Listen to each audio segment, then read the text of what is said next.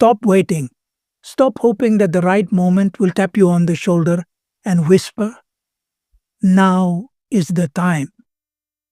That moment is not coming, not because you don't deserve it, but because life does not hand out invitations to greatness.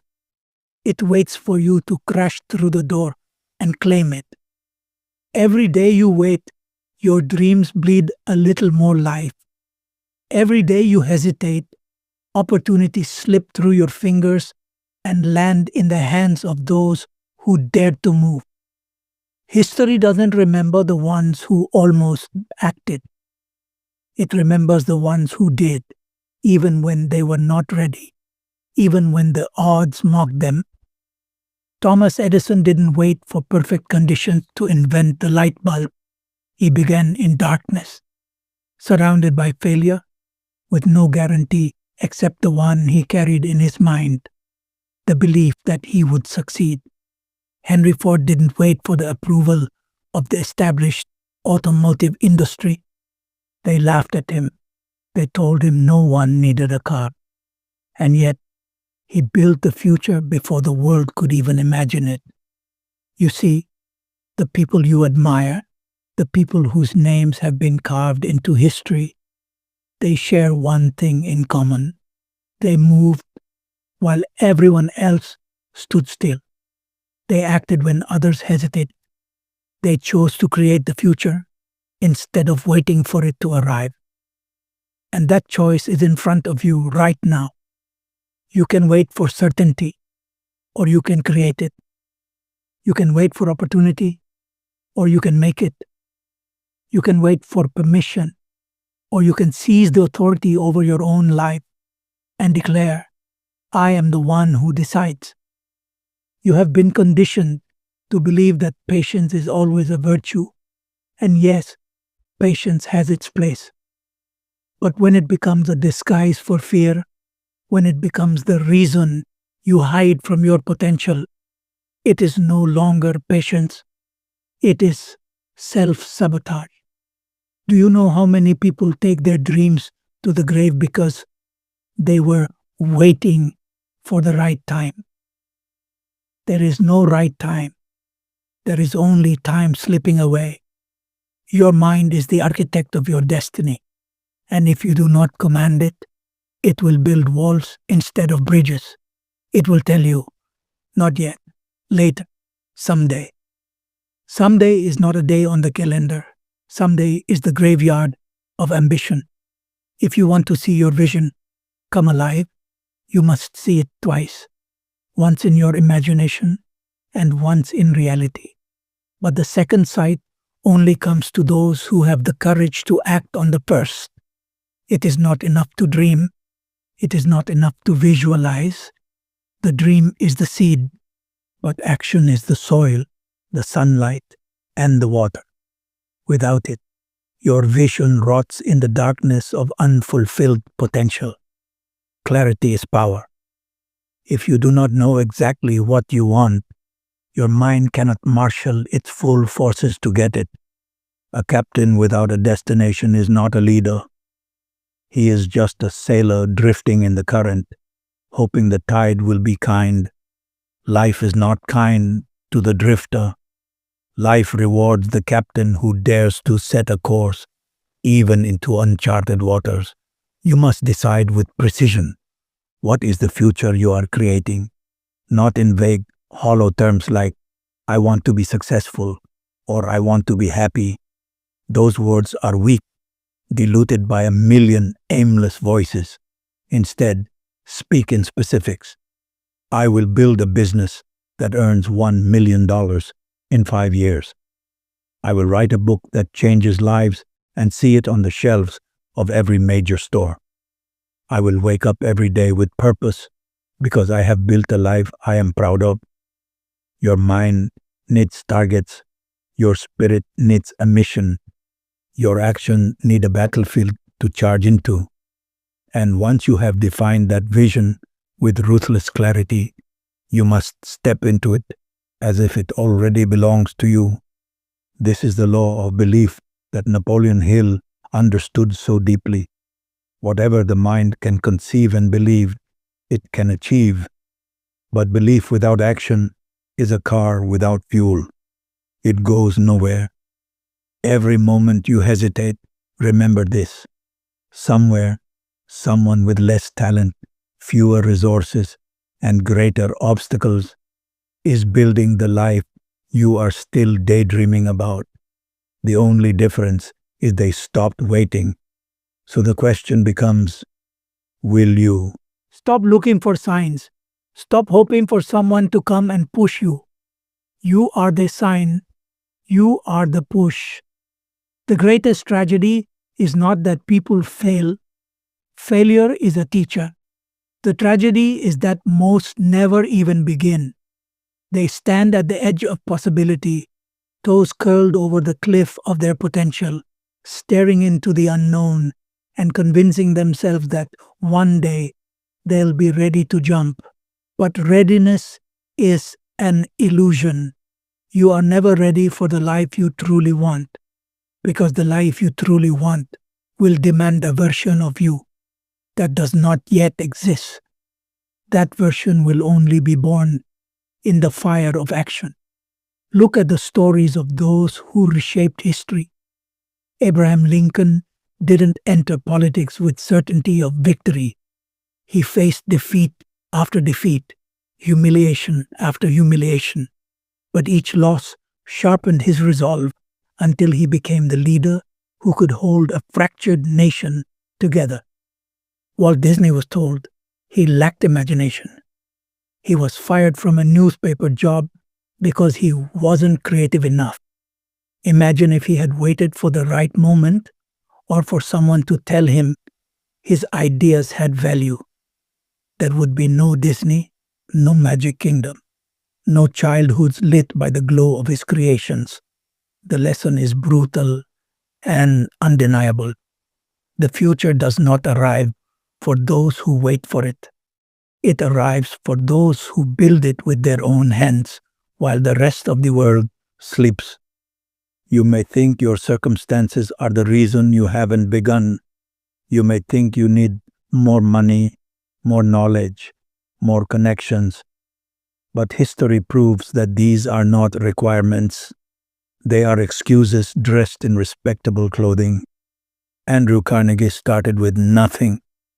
His family was so poor that as a boy, he worked in a factory for pennies a week. But he refused to let his present dictate his future. He didn't wait to escape poverty before acting. He acted to escape poverty. You must make the same decision. Will you wait for resources before you act? Or will you act to create the resources? Will you wait for confidence before you move? Or will you move until confidence grows from the soil of your courage?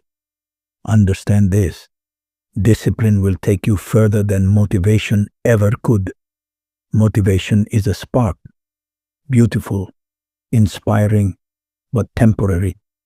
Discipline is the fire that burns day after day, even when the wind howls and the rain falls. It is the habit of showing up, regardless of feeling, regardless of mood, regardless of circumstances.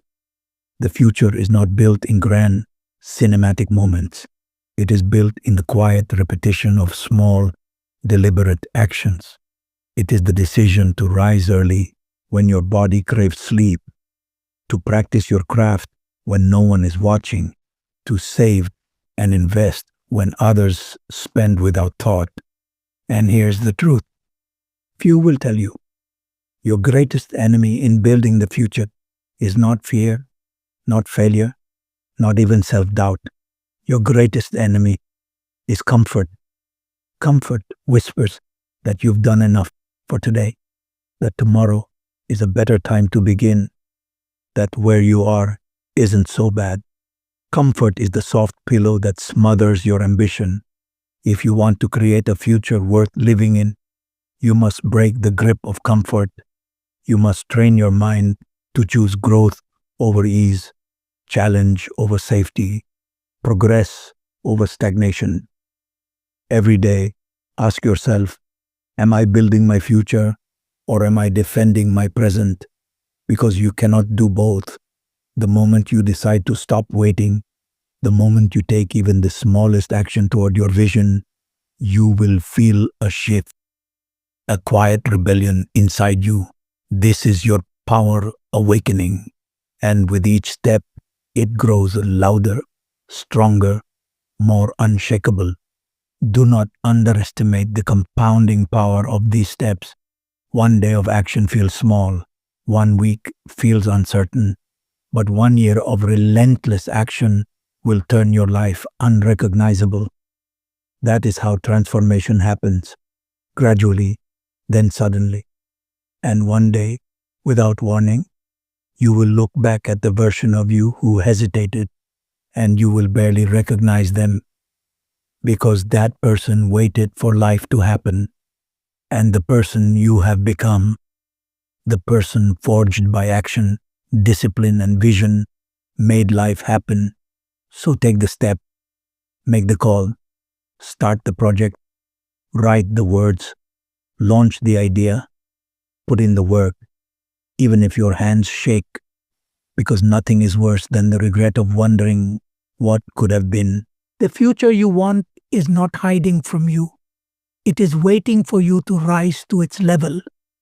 It is not in the clouds, not buried deep underground, not locked behind some gate only the chosen can pass through. It is standing in plain sight, but you cannot see it until you become the kind of person who belongs there. This is the law that governs every achievement. Before you can hold it in your hands, you must hold it in your mind. Before you can step into that life, you must step into that identity. Do not mistake this for wishful thinking. This is not about sitting in a chair and hoping for fortune to fall into your lap. This is about creation. This is about using the most powerful machine in existence, your mind, to design a vision so clear, so magnetic, that your actions have no choice but to follow. Napoleon Hill called it a definiteness of purpose. Without it, you are a ship without a rudder, drifting at the mercy of the wind. With it, you are an unstoppable vessel cutting through storms, guided by a destination no one else can see. And here's where most people fail. They believe the lie that they must find their purpose, as if it's lost somewhere in the world, waiting to be discovered like a buried treasure. But purpose is not found, it is created. It is built from decisions, from values, from the deep work of asking yourself, what life would set my soul on fire if I had the courage to live it? The moment you answer that question, your excuses begin to lose their power. Because once your vision is clear, your mind begins to reject anything that does not serve it. When Ford was designing the Model T, he was not simply building a car, he was building a future in which ordinary people could afford mobility, independence, freedom. His vision was so strong that it burned through ridicule, through engineering setbacks, through financial obstacles. He did not wait for the world to understand him. He built until it had no choice. That is the path you must walk, not the path of approval, not the path of comfort, the path of conviction. And here is the truth that will make or break you. You will not be supported in the beginning. Your vision will be invisible to others until it is undeniable. They will doubt you, they will question you, they will try to fit you back into the mold they understand, not out of malice, but because your growth makes them confront their own stagnation. You cannot live for their comfort. You cannot slow your steps to match their pace. The life you are creating demands that you leave behind the need for permission. So walk into the unknown. Walk into it with trembling hands if you must, but walk. Because courage is not the absence of fear, it is action in spite of fear. And with each act of courage, your identity shifts. You stop seeing yourself as a dreamer and you begin to see yourself as a builder. You stop waiting for a break and you start breaking through. Discipline will be your closest ally on this road. Discipline is the force that will make you work when inspiration has gone silent, when the world feels heavy, when the results are not yet visible. It is easy to act when the wind is at your back, but greatness is forged in the days you row against the current. Imagine this: a single day of waiting cost you more than you think. It is not just the loss of 24 hours, it is the loss of momentum, the erosion of belief, the quiet reinforcement of the habit of hesitation. But a single day of action carries the opposite power. It is a declaration to yourself and to the world: I am in motion, I am becoming. Do this long enough, and the world begins to adjust around you. People who doubted will ask for your advice.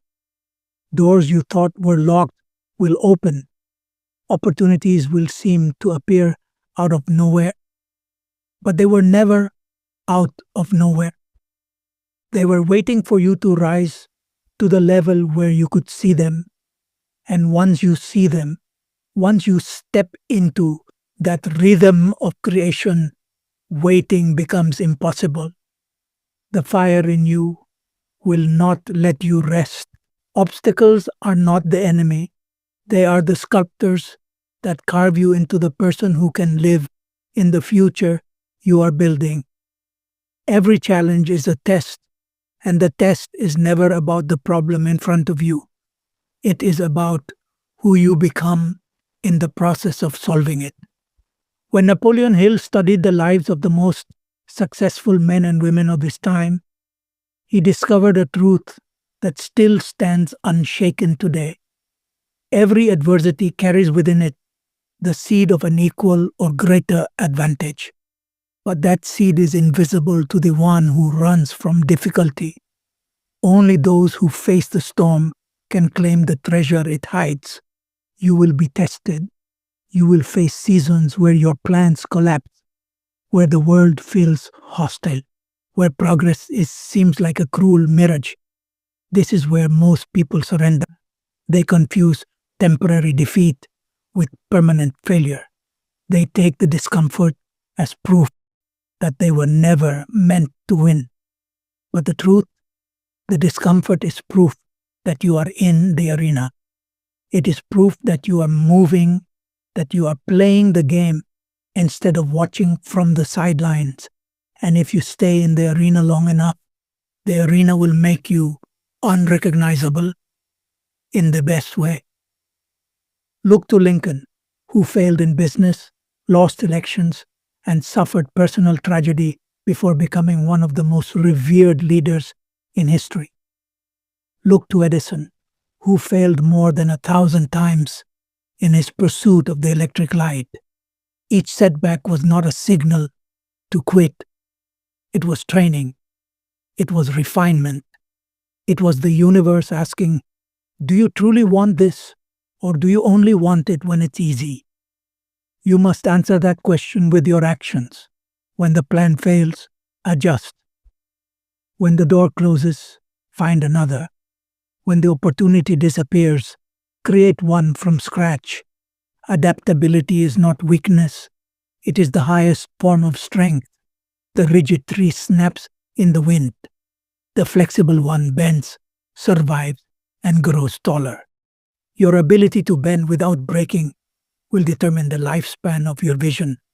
And resilience, true resilience, is not simply getting back up. It is getting back up better. It is learning from every fall, sharpening your strategy, hardening your will, strengthening your belief until nothing short of death can stop you. The world will try to convince you that resilience is rare. But the truth is, Resilience is a choice. It is the decision to endure the unendurable, to keep moving forward when your legs ache, your lungs burn, and the finish line is nowhere in sight. It is the same decision that built railroads across continents, that turned small workshops into industrial empires, that launched men into space before computers could fit on a desk. It is the decision that will turn your dream into a reality if you make it daily. Understand this. The more you refuse to quit, the more you begin to attract the very resources you once thought you needed in order to begin. People will be drawn to your persistence. Opportunities will seek the stability of your determination. And soon, the world will stop asking whether you can. It will start asking how you did. And you will know the truth. It was never about talent alone. It was never about luck. It was never about the perfect plan. It was about the refusal to wait, the choice to create, and the resilience to keep building when the storms came. This is how futures are forged, not in quiet rooms of hesitation, but in the noise and chaos of relentless action. The clock is still ticking, and the question remains, will you spend the next year waiting for the right moment, or will you spend it creating the life that makes waiting impossible?